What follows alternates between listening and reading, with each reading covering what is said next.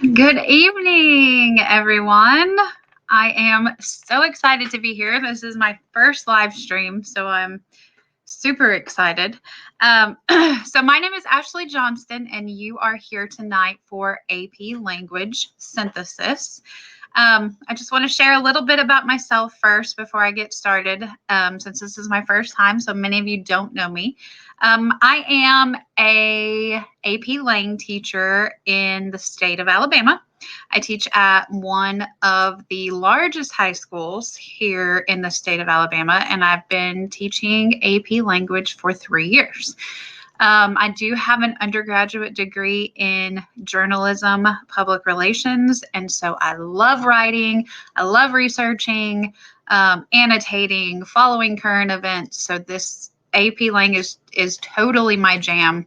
I super geek out about it, so I hope that you'll bear with me when I get really nerdy about things that I'm sharing. But tonight we are going to dive into the synthesis prompt. And we're going to look at what is synthesis. We're going to talk about the prompt itself so that you have some ideas of how to break that down. And then we're going to look at some actual material. So let's go ahead and get started. Before we dive straight into that, I would like to share with you our social media profiles. So you can follow at ThinkFiveable on Twitter, Instagram, and YouTube. And so I highly suggest for each and every one of you to do that. We have some things coming up this week or within the next week. Next week, I am going to be sharing a new stream called Article or Articles of the Month. And so I am hoping to do that every month from now on.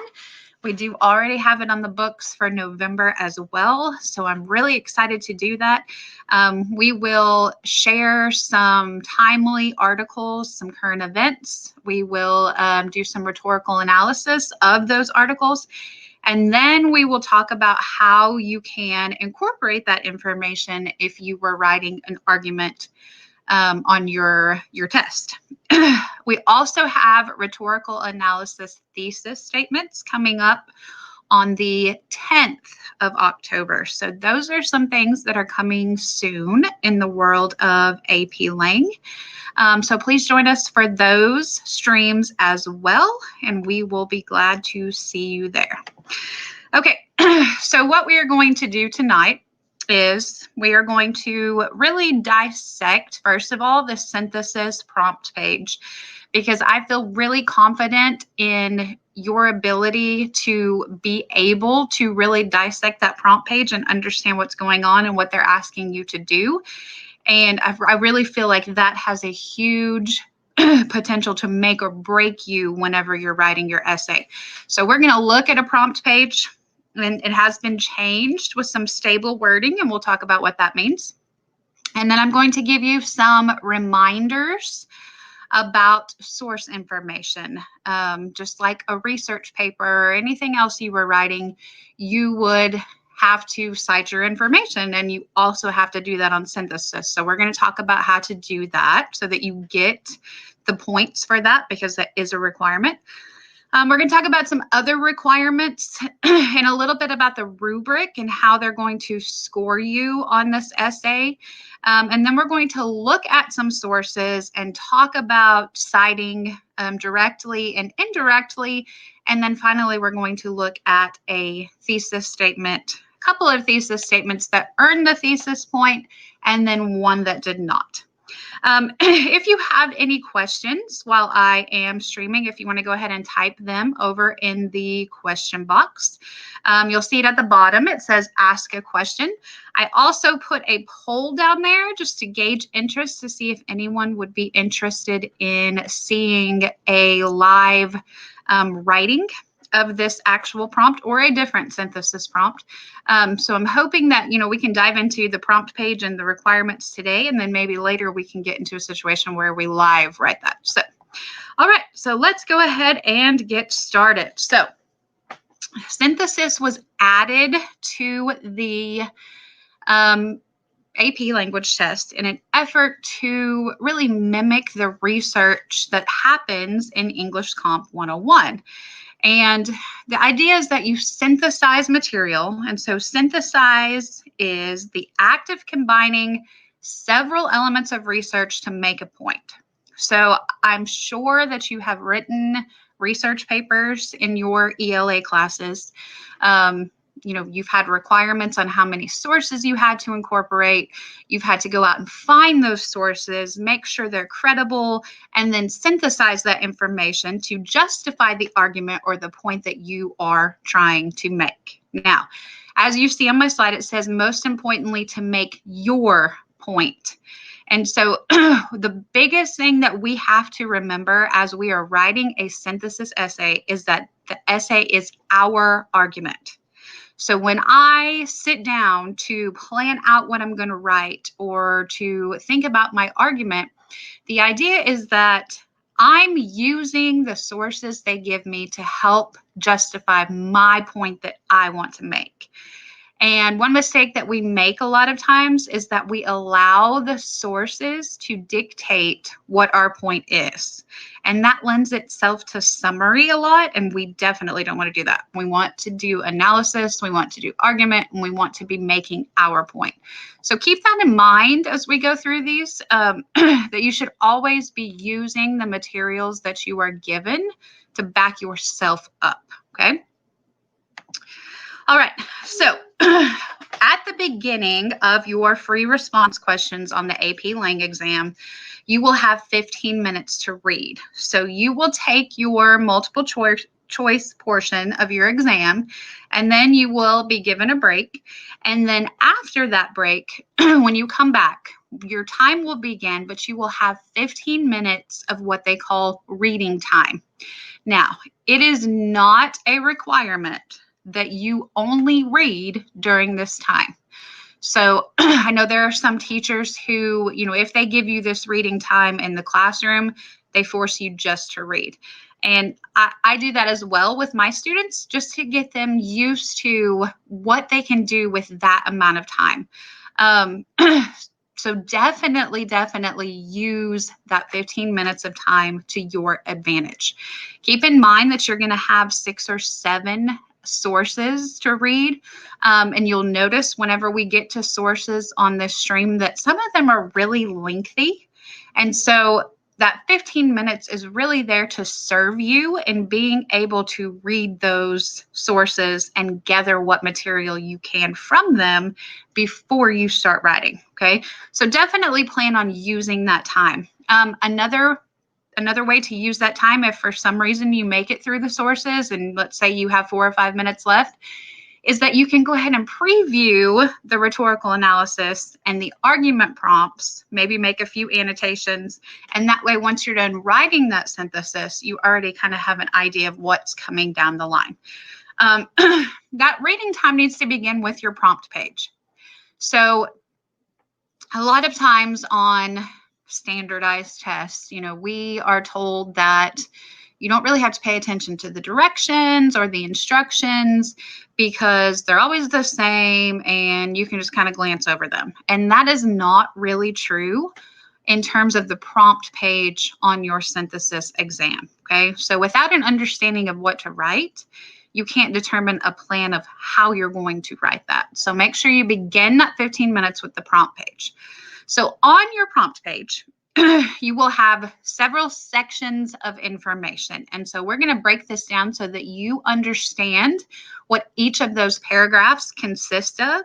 And the great thing is that they're all the same. So they're not going to be on the same topic every time, but like where it says first paragraph exigence, your first paragraph is always going to give you insight into the exigence on whatever the topic is for that particular prompt.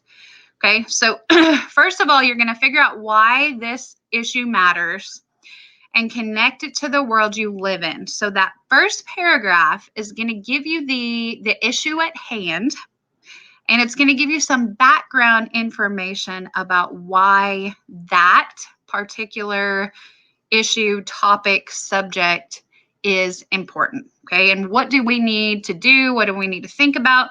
And so that kind of is the first opportunity you get to wrap your brain around what is this subject or this topic that I'm going to have to be writing on, okay?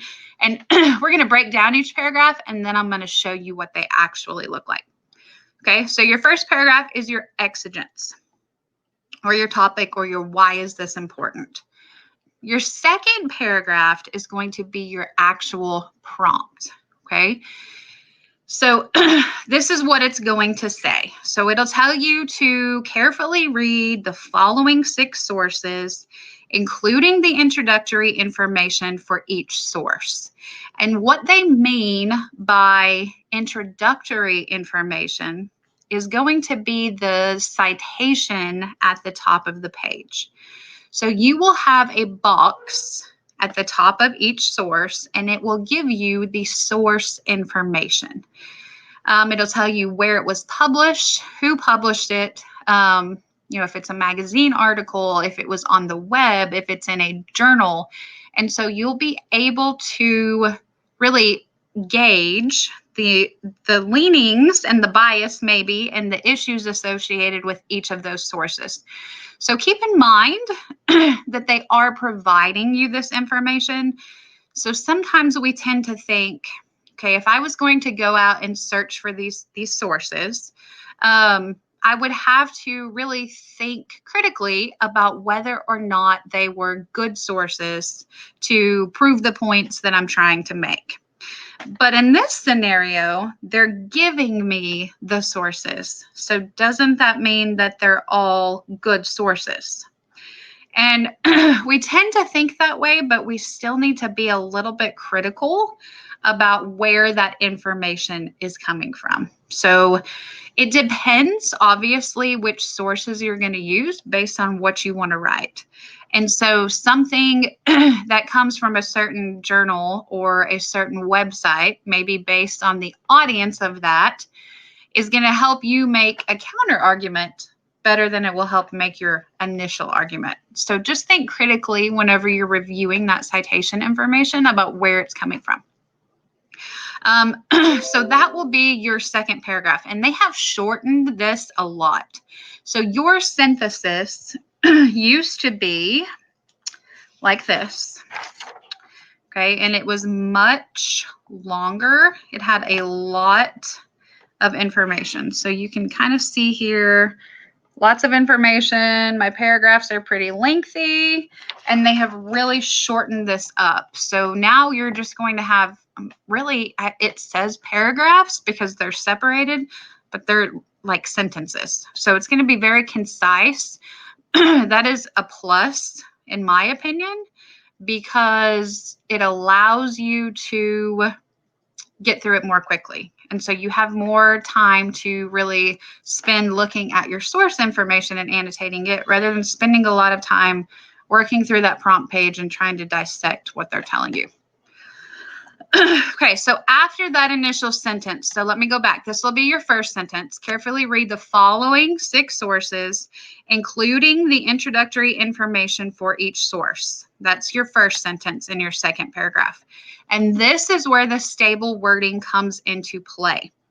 So the synthesis essay used to be a situation where they would ask you several different things. So you may be asked, what are the implications of this particular topic? You may be asked, if we were to analyze the roles of libraries in the future of our country, what would they look like? You might be asked to determine whether a dress code was a good idea for students, but they weren't all worded the same. So if you were to misunderstand what the prompt was asking you to do, for example, on the library prompt, the idea was to analyze what role libraries would play in our community in the future. And so if students didn't analyze the role in the future and instead they talked about libraries now or what role libraries have played in the past, then they didn't really answer the question. So I feel like this is a big bonus for you guys, that now it's going to be worded the same no matter what the issue is. Okay, so it's always going to say, write an essay that synthesizes material from at least 3 of the sources and develops your position on. Now, the next part is in italics because that's the part that's going to change based on what the topic is that you're answering, okay? But the part that says develops your position on will never change. It will always say develops your position on, okay? Which means that you can say, I have a positive, have a negative, I want to qualify. So the notion that school dress codes are discriminatory, towards females. Yes, I believe school dress codes are discriminatory towards females. No, I believe school dress codes are not discriminatory towards females, or I believe that some dress codes, when worded in particular ways, are discriminatory towards females, but are also discriminatory towards males. Okay, pick a position. You pick a pro, a con, and in the middle. Now, I will say that an in the middle or a qualifying essay is very difficult to write, but maybe we can do a stream on that later. So the essay will remain consistently worded as such. So I am very excited about that. Like I said, I think that's a huge bonus for you guys. There's no option to misinterpret what it is they're wanting you to do. You develop a position, they give you the topic, and you go from there. Okay, so that's your second paragraph. Analyze the sources, write an essay synthesizing material. Keep in mind it says at least 3 of the sources. That is a requirement. We will talk about that again, but you must have 3 sources cited in your essay. Okay, does anybody have any questions? I feel like this is a good place to ask, pause. Okay, keep in mind that there is a chat over to the right, so you can type things that you want to comment on, talk about.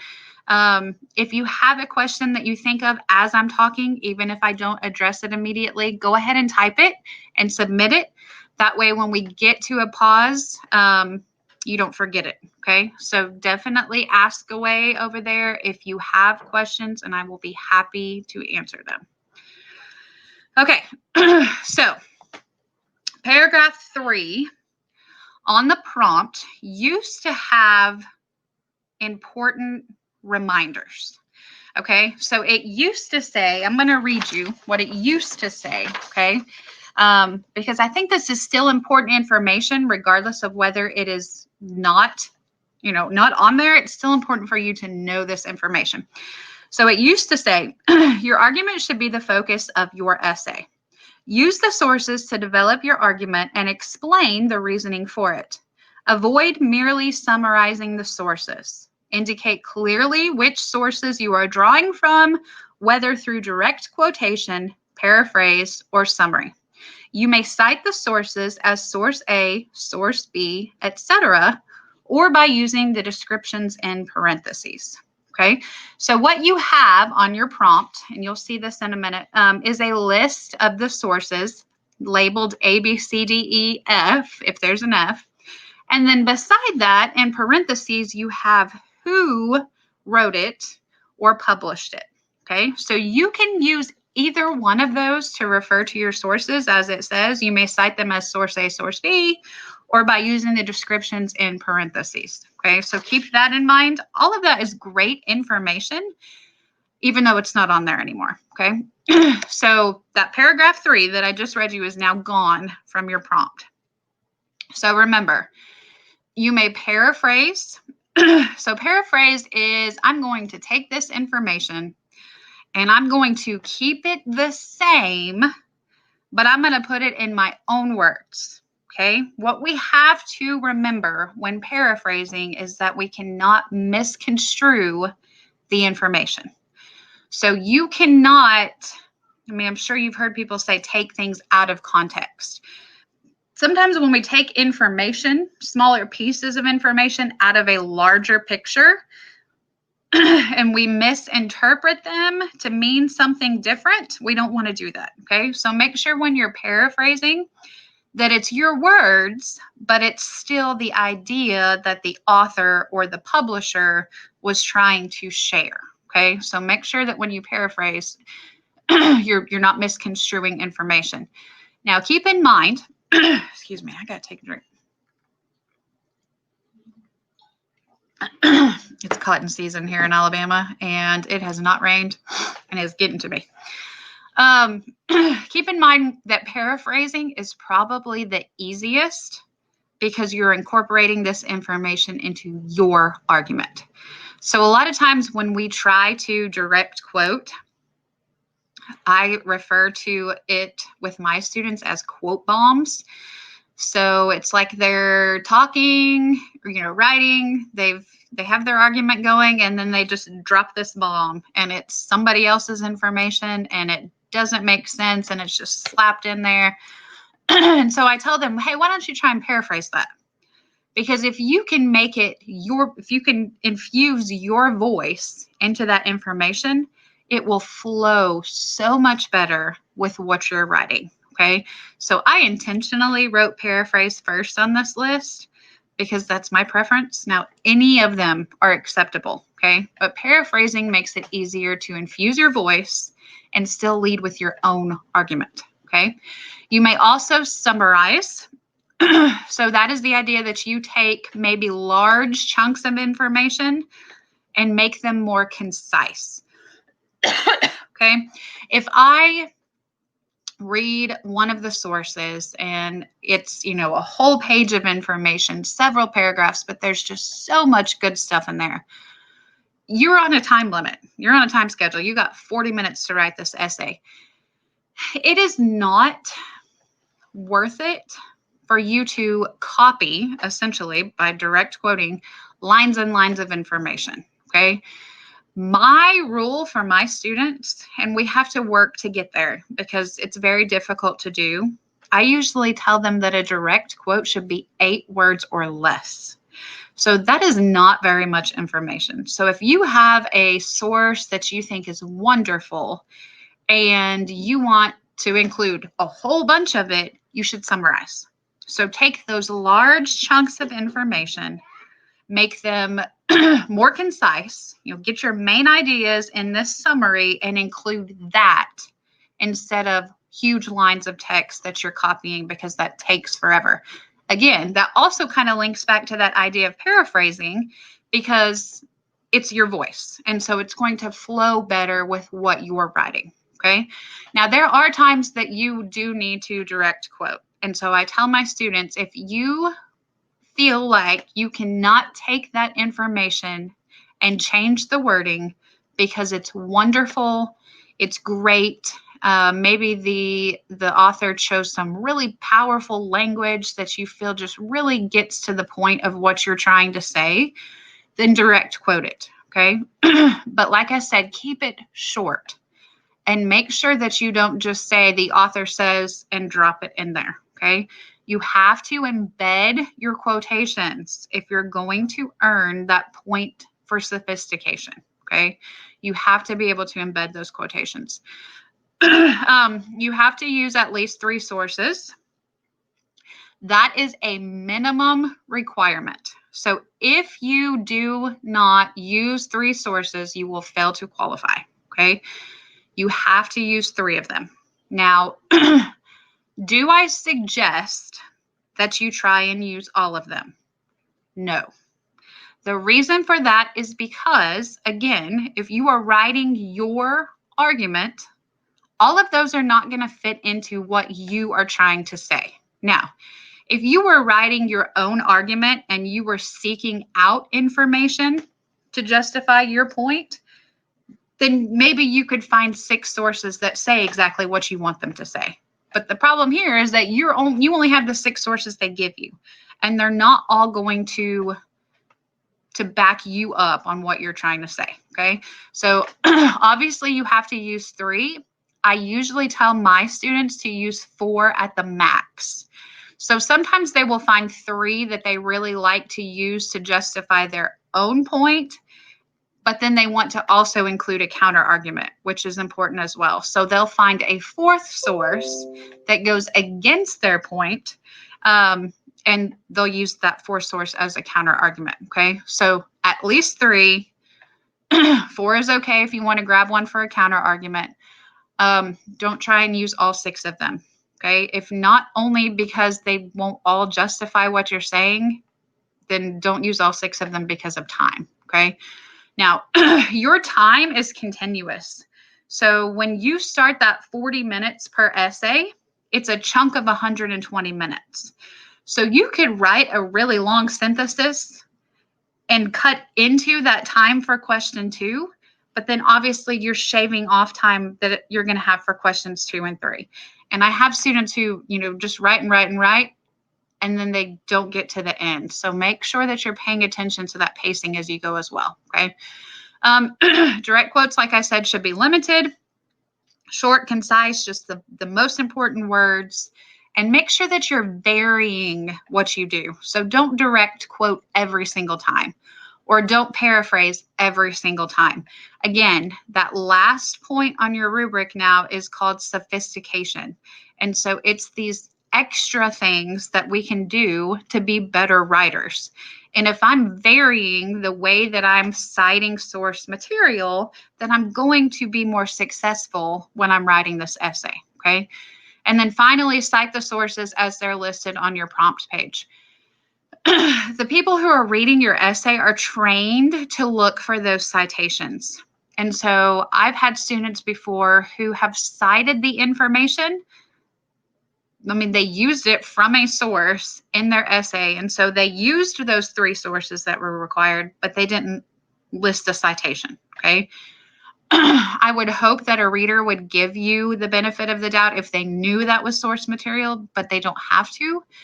You need to make sure that you're putting source A, source B, or the information that's in the parentheses so that they can check and make sure you have all 3 of those and you get credit for having those in your essay. Okay.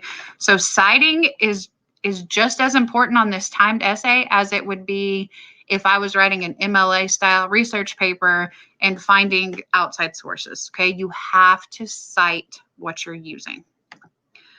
All right. So here are my requirements. So this is what they are looking for when they're reading your synthesis. Sorry, got a little question over here.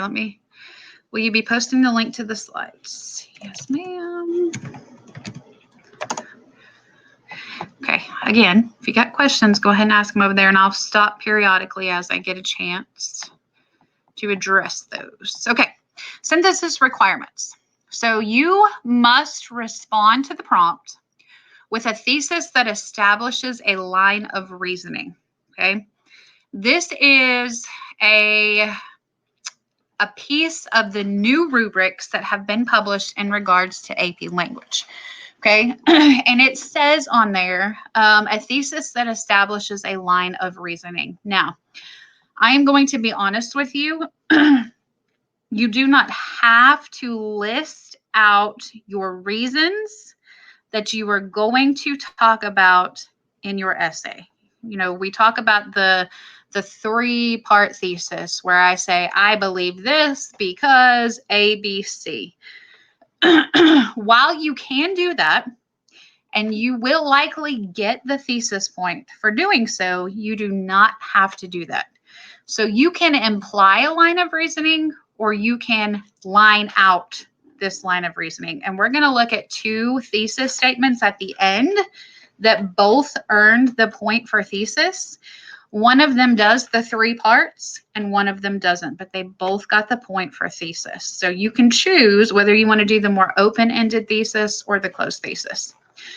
For some of my students, they prefer that closed thesis because it helps them kind of give them a roadmap of where they're going. And so they can outline really in their thesis statement what their body paragraphs are going to be, and that just keeps them on track. So that's something to consider as well. You must include your 3 sources. We've talked about that. Indicate them clearly, label them, mark them. Explain the relationship between your source material and the thesis. I feel like this is where we struggle a lot, is making those connections. I say that 100 times a day to my students. Make the connection for your reader. It is not your reader's job to fill in the blanks or to fill in the holes. And you cannot assume that when you put your evidence in there from your source material, that they're going to come to the same conclusion that you did when you read that material. Your job is to get them there. So you must explain commentary, commentary, commentary. This is your explanation, your voice, your justification of using that evidence. Make that relationship clear to your reader. So why am I using this source material? How does this direct quotation or this paraphrase from source A prove the point that I have given you in my thesis statement? Okay, so make sure you're clearly explaining that relationship. Demonstrate an understanding of the rhetorical situation. Okay, so we know the rhetorical situation. We refer to it as space cat in my classroom. So space is S for subject, P for purpose, A, audience, C, context, E, exigence. So always remember that when you're thinking of this situation at large, and figure out how this situation fits within that rhetorical situation. Okay, audience, purpose, speaker. Use appropriate grammar and punctuation. Master your language usage. Again, this is where we have a huge opportunity to earn that sophistication point. You know, we do rhetorical analysis. We talk about rhetoric. We talk about rhetorical strategies. We analyze rhetorical strategies. Your argument and your synthesis are your chance to turn that around. So really, we're doing a rhetorical analysis backwards. You want to write a synthesis essay or an argument essay that someone can analyze and say, this is rhetorically genius. Okay, so you want to master your usage of language. They are not going to count you off significantly for grammar and punctuation unless it gets in the way of them understanding what you're trying to say. So, you know, if I read an essay that's full of sentence fragments and run-ons and it goes back and forth, and I'm trying to really understand what the point is they're trying to make because there's not a real sentence, then that may take a toll on the score, okay? But if you just can't spell here or there, if you misplace a comma, not a huge deal, okay? They're far more worried about your ideas than those types of things. Okay, questions again. Anybody have questions? Because we're about to dive in and look at some actual material, okay? So go ahead and post them if you got them, and I will come back to that as I can. Okay, so here is a prompt. And so this is the one that I read you the third paragraph off of. So this is the old version of this particular prompt. Now, I will say that this prompt got re-released today. Okay, so it got re-released in the new fashion. So they have taken just a couple of prompts and revised them to match what they're going to look like on the new test this year. So you can Google search that. It should pop up. You should be able to look at it. But like I said, this particular version is the old version. Okay, so you see what you have. This is going to be the first page of your free response section. It'll tell you total time, 2 hours and 15 minutes, because that is your 3 essays of 40 minutes and your 15 minutes of reading time. And then it'll say suggested reading and writing time, 55 minutes. It is suggested, again, not required, but highly, highly, highly suggested that you spend 15 minutes reading the question, analyzing and evaluating the sources, and then 40 minutes writing your response, and make sure you don't go over that because you need that next 40 minutes for the next question, okay? So for this particular essay, the topic is eminent domain. So eminent domain is the power governments have to acquire property from private owners for public use. So if they are going to ask you about something that they feel like you may not know 100% what that means or what that idea is, they will give you that information. Okay, so eminent domain is when the government comes in to take property from private owners for public use. The rationale behind eminent domain is that governments have greater legal authority over lands within their dominion than do private owners. Eminent domain has been instituted in one way or another throughout the world for hundreds of years. So that's my exigence. That's my big idea. That's my topic. That's my subject. Obviously, I am writing my essay on eminent domain. Okay. And then they tell you to carefully read the following 6 sources, then synthesize material from at least 3 of the sources. And remember that it will say that develops your position on whether eminent domain is productive and beneficial. So that's what the standard wording will look like now. Whether eminent domain, develop your position on whether eminent domain is productive and beneficial. Okay. And then you see at the bottom there, so remember that third paragraph will be gone. It will no longer be there. And then you see at the bottom there how they have listed your sources. Okay. That information will be repeated. So at the beginning of each source, it will say source A, source B, source C, but it will also have who published it or who wrote it. And so that information in parentheses has been simplified here because on the actual sources, it's going to be within the citation. And so you'll have to kind of pull it out. And so this list just makes it a little bit easier to reference that. Okay, so one thing that I always like to tell my students is the implications of this idea I have to think about before I decide what path I'm going to take.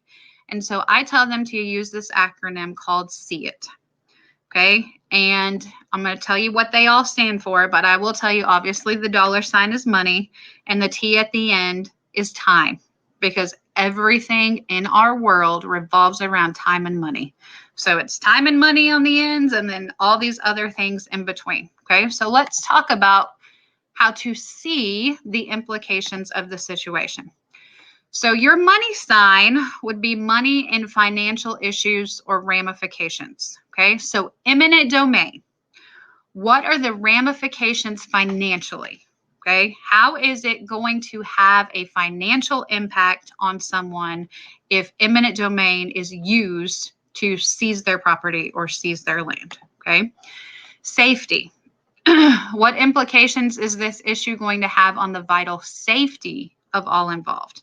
So if we'll just use a situation that I experienced personally. My grandmother lived in a house. The city used eminent domain to seize her home from her. Obviously, they compensated her, but they were building a shopping center. So they took her home to build a shopping center. Okay, so if I was thinking money, it would obviously be the compensation that she received versus the benefit that they were going to get in terms of maybe tax or commerce for the city. Safety may be, where's she going to go? What's she going to do? What safety are they going to use if they're, expanding this area and taking, a business straight up to a neighborhood? What are the safety implications? E is ethics. Now, all of these are not going to apply to every situation, but you're going to have some that stand out to you as soon as you see what topic you're writing about. So when you talk about money and financial issues, obviously important for eminent domain. When we talk about ethics, is this situation universally ethical or unethical? A big one, because a lot of what people argue is, you're going to come take my home to build a shopping center. How is that ethical? Okay, so that's a big one in terms of this idea also. E is environment. So what environmental issues or what is the impact on the environment when making a decision on this topic? Okay, are we taking people's homes, to preserve forest area or, maintain wildlife, or are we doing it to build a movie theater? What are the environmental issues? I is the international impact. A lot of times we live in our own little bubble here, especially in America. And so we need to think about, what is the effect on this worldwide? That may be important as something to consider, because in the prompt, they told you that it was something that had happened worldwide for hundreds of years. T, the first T is technology. So are there any technological impacts to be assessed by this topic? And then finally, the last one is time. So what are the effects of this issue regarding time? So I always suggest to my students that they pick a couple of these ideas to focus on based on what sticks out to them on that topic. So in this particular case, maybe you would talk about money, ethics, and environment. And so when you're thinking, okay, what is my argument? Am I for it or am I against it? Then you can talk about the implications or the ramifications. Okay, so I'm against eminent domain because it causes financial issues for people whose land is seized. I believe that it's universally unethical and it's not good for the environment because we are, denying people their homes and their neighborhoods for businesses and increasing traffic, and that has an environmental impact. So pick some things that stand out to you, but always keep in mind that see it idea, okay? Consider which of these implications affect this situation the most, and then that's going to give you a path to follow along for your writing. Okay. Anybody have questions at this point? Good to go? Okay. So decide your point of view or position on the topic before you read the sources. If you hear nothing else that I say tonight, hear this, because this is the most important thing, okay? They are looking for your voice and your argument. They are not looking for you to summarize the sources. They are not looking for you to side with what source A said or source C said. They are looking for you to come up with an argument. And really, that's all you're doing. You're writing an argument, and then you're injecting the source information as your evidence, okay? So before you flip that prompt page and start reading those sources, you write down your see it, you write down the implications that you want to consider, and you write down whether you're for, in this case, for eminent domain or against eminent domain. And then when you go to your source material, you find what backs up what you're already thinking. So you have to do some brainstorming before you start reading those sources, because if you don't, what's going to happen? So why is it so important that I think of what I'm going to do before I read the sources? Because that's how you do you. And they're not interested in how you do the source or how you copy the source or how you rewrite the source. They're interested in you thinking critically about this topic and then being able to be mature and sophisticated enough with your writing that you can incorporate that source information into something that you were already thinking, okay? Make sure you're leading with your thoughts, okay? List your thoughts down, do a little brainstorming before you dive into the sources provided. Probably going to regret saying this, okay? But I am not a brainstormer. I am not a brainstormer. It is so hard for me. And so I have sat down a lot of times with my students and given them a 40-minute prompt and sat and wrote it with them. And I've had to learn how to do this, okay? But it is so important if you're going to do something in 40 minutes that you have a plan. And brainstorming is that plan. It doesn't matter how you do it. It just matters that you do it. So make sure you list your thoughts down before you dive into that source information, okay? Here is a good little template that you can use just to get everything flowing, okay? I believe eminent domain should not be implemented because blank, blank, blank, okay? It causes financial issues for those whose property is seized. It has a negative impact on our environment, and I believe it's ethically immoral, okay? Because blank, blank, blank. So if you will just use that little template right there just to get your thoughts going. Then that will help you when you're going through the information, okay? So when you do that, and then you are going to go to your source information, here are some things to keep in mind. You're not going to be able to annotate these sources the way that you're used to annotating things when you're doing rhetorical analysis, because there are so many of them. And especially on this particular prompt, they're really lengthy. So you don't have the time to annotate completely 7 sources. So you're reading through them with the idea that you want to gather information that's going to be important for you based on what you're writing. Okay, so you're going to mark portions of the sources with a plus or a negative. So you see something that's a pro, you mark it with a plus. Excuse me, you see something that's a con, you mark it with a negative. And so maybe put a bracket around it plus, or, you know, a little arrow and a negative. Avoid making too many marks because that's going to waste valuable time. You're not going to use all of that information. So you need to really just be marking out what stands out to you that you feel like is something you can use. And again, you may not end up using all of that, but definitely mark the things that you're like, yes, I like that. Yes, I want to use that, whatever it may be. Note statements, ideas, or observations that are particularly weighty. So again, you don't have a highlighter. You can't be highlighting this information, but you can underline or you can circle, but come up with a plan that works for you, a way that you can mark the information, because when you start writing, you're obviously going to have to go back and be able to find that information. So you want to mark it in some kind of way that will be helpful for you to go back and find it quickly when you need it. So here is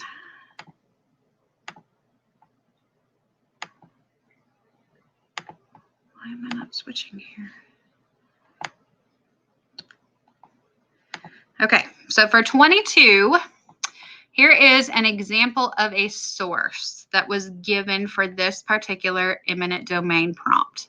Okay, so you see that you have that box that says source D, you have your citation information, and they always give you a little blurb in italics that kind of gives you a general idea of what this is.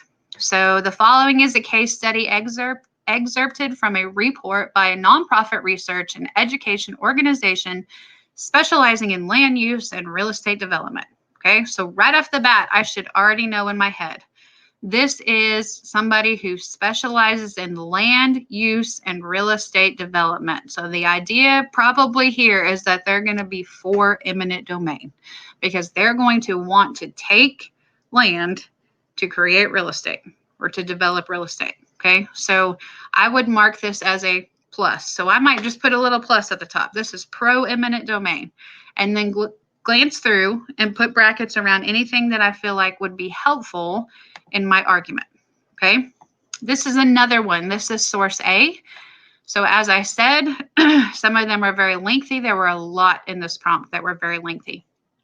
The following is excerpted from an overview of eminent domain published on a federal website. So this is going to be more of an informational history of eminent domain, background of eminent domain. So this may be something that could be used either pro or con. And so I might have to really scrutinize this one a little bit more to figure out what information would be vital for me based on what I'm writing. Okay. You are typically always going to have an image, cartoon, chart, or graph, some kind of a visual within your sources. Visuals are very tricky because we have to interpret them. So it's not a situation like where we have text where they're giving us the information. They're giving us this image and we have to be able to interpret that and use it.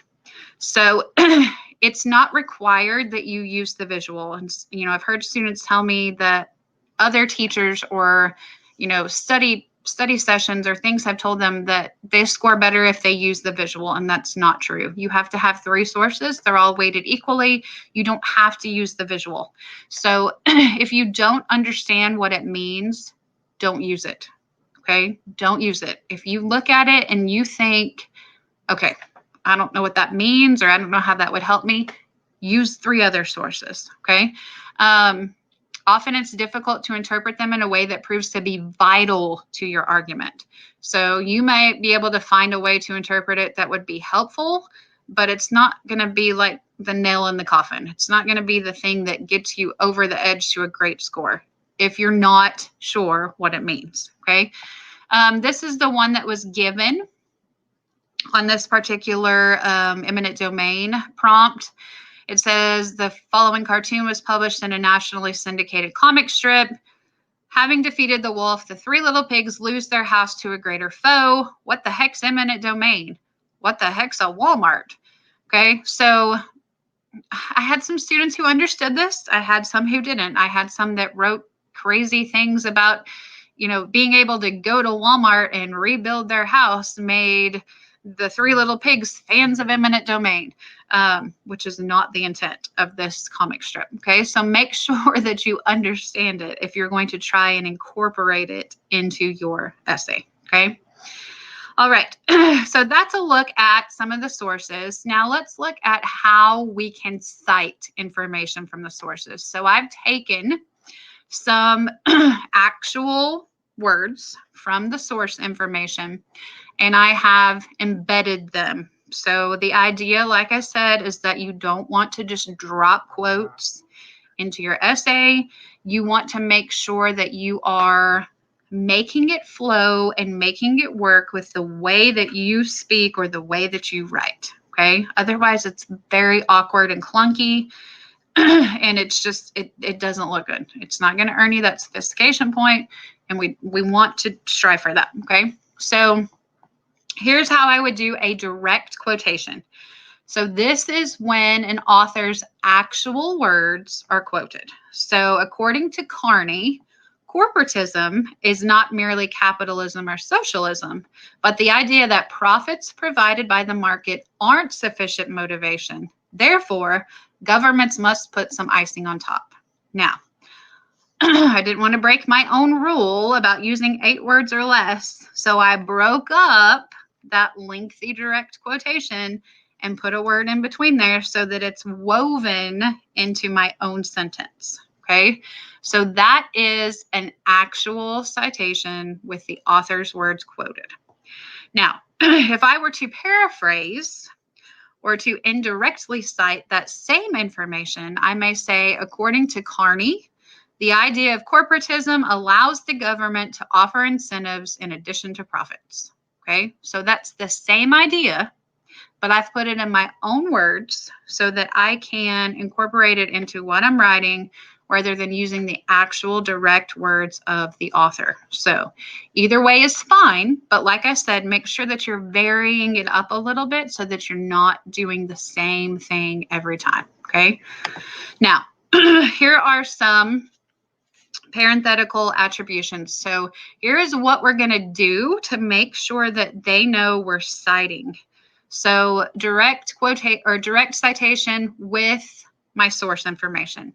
Eminent domain harms the poor because most of the people displaced were left even worse than they were before. Source C. So that is where that information came from. Okay, that's my citation to prove to you, here's my first source that I'm using. Check off one of them. So a paraphrase of the same thing. Eminent domain has a greater impact on poor and minorities because they are often left off worse than they were before once their property has been seized. Source C. So it still came from the same source. I've just taken that information and put it into my own words, okay? But I'm still going to cite source C because I didn't come up with that myself. I just took what they said and put it into my own words. So don't get in trouble with your paraphrases. A lot of times we think, well, if I read this and then I just kind of think about it and write it in my own words, it's not really plagiarizing because I thought about it. No, it's still plagiarizing. If you put it in your own words, but it came from someone else, it's still not yours. So make sure you cite it. Now you can do either of those with that information that comes from the bibliographic citation. So that's what they give you in that parentheses. So same quote. Eminent domain has a greater impact on poor and minorities because they are often left off worse than they were before once their property has been seized. Soman. Okay, so just make sure that you choose one, and I usually say stick with it. So if you're going to go with the ABC, always go with the ABC. If you're going to go with that bibliographic citation with the name, always go with that same one. The only reason for that is because these people are human, and if they're used to you using A, B, and C, and then you swap it up on them, they may miss it, and you may miss qualifying because you didn't use enough sources. Okay, so stick with it. Now, let's talk really quickly, so we're going to run out of time here soon, about this idea of thesis. And so on the new rubric, the very first line is thesis. And so you either get a point because you have a defensible thesis. And please notice that on the right side, it says may establish a line of reasoning. So I talked about that in the beginning. You can have that closed thesis or you can have an open thesis. Either one of those, as long as they're defensible, are going to get you that point. But you may not get a point if there's no defensible thesis, if the intended thesis restates the prompt. So if you just take the line that they're giving you about defending a position and put it in there, that's not a thesis. The intended thesis provides a summary of the issue with no apparent or coherent claim. So maybe you just write that you're talking about eminent domain, or there is a thesis, but it does not respond to the prompt. So if they're asking you to talk about whether eminent domain is beneficial, for example, you have to write a thesis that makes a claim on that particular idea. You can't just write a thesis about eminent domain in general because it's not responding to the prompt, okay? So let's look at a couple of thesis statements, okay? So here are some point earners. So the very top one is a point earner. It got the point on the rubric for thesis.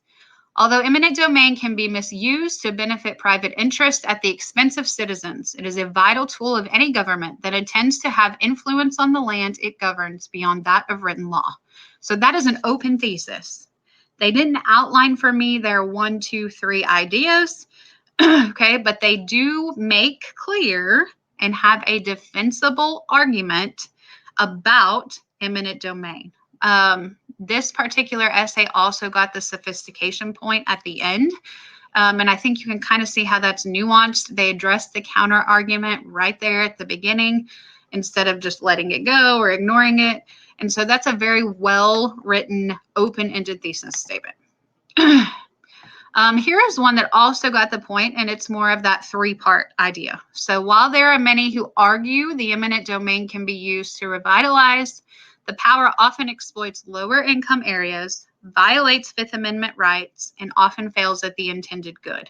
So they've kind of outlined that roadmap of where they're going in their essay.